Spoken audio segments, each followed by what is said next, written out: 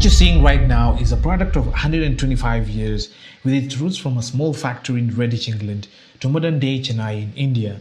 Royal Enfield has walked the talk, and today we're going to see the latest bike, the Himalayan 450.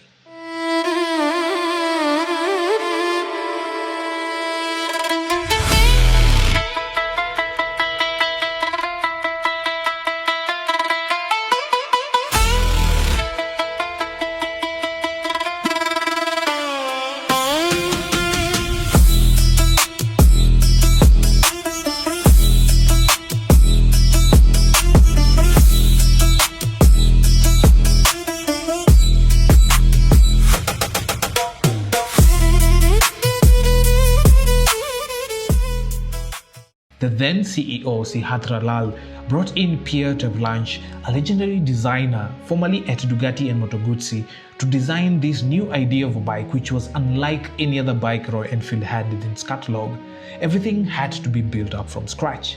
And in 2016, Royal Enfield unveiled the Himalayan 411, a bike that was born out of necessity to better tackle the Himalayan mountains and a purpose-built adventure for India and the world.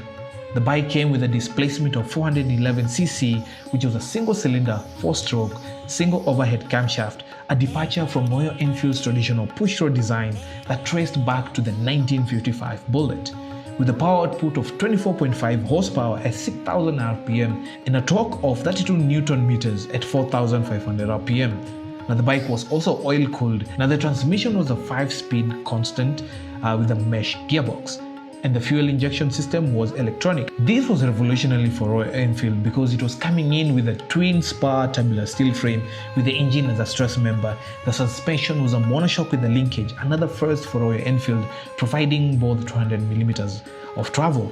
Now the ground clearance was about 220mm with their standard adventure tire sizing of a 21-inch front and a 17-inch rear. Now the bike was greatly celebrated, and just like any other first model anywhere, it had its flaws. Early models suffered from vibration issues, mediocre braking performance, and ergonomic concerns. However, the 411 did something crucial. It democratized adventure touring in India. The Himalayan opened a new segment and proved that you really didn't need a 1200cc adventure bike to have real fun off-road. Now let's jump to 2023, and the new Himalayan 450, also called the Sherpa, had a new redesign again from the ground up. Now the beauty about Royal Enfield is that they listen to their customers. They purposefully test the bike themselves, putting themselves in your shoes, something that I wish other brands did.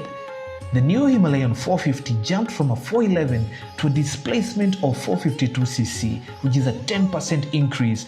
It still is a single-cylinder, 4-stroke engine with a double overhead camshaft. It is liquid-cooled, producing about 40 horsepower at 8,000 rpm and a torque of about 40 Newton meters at 5,500 rpm. Now the technology is something to be aware of. It comes with a ride-by-wire throttle, electronic fuel injection with the shim under bucket valve adjustment. The transmission, a 6-speed manual, addressing the 411's limitation with the 5th gear, a gearbox so smooth I've never ever experienced anything like it from any other bike that I've ever ridden.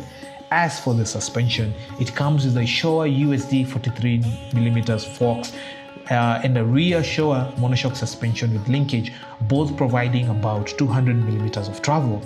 Now for the ground clearance, they upped the ground clearance to about 230mm, 10mm more than it was in the previous model, and going off-road has never been that sweet and fun.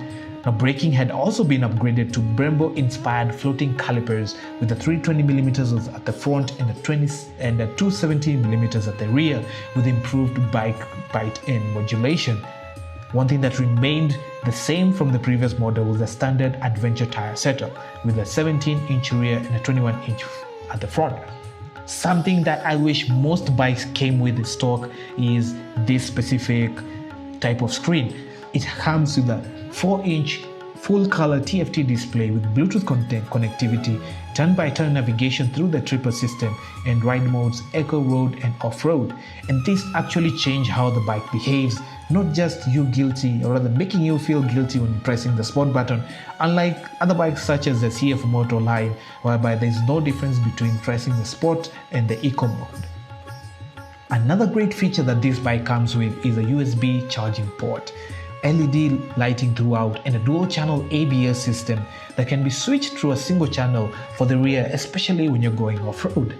But here's the thing, this really matters more than it sounds, because this bike is not built for professional rally riders. It is built for that teacher in Chennai, that nurse in Nairobi, and that developer who has always wanted to disappear into the mountains for the weekend and come back slightly different.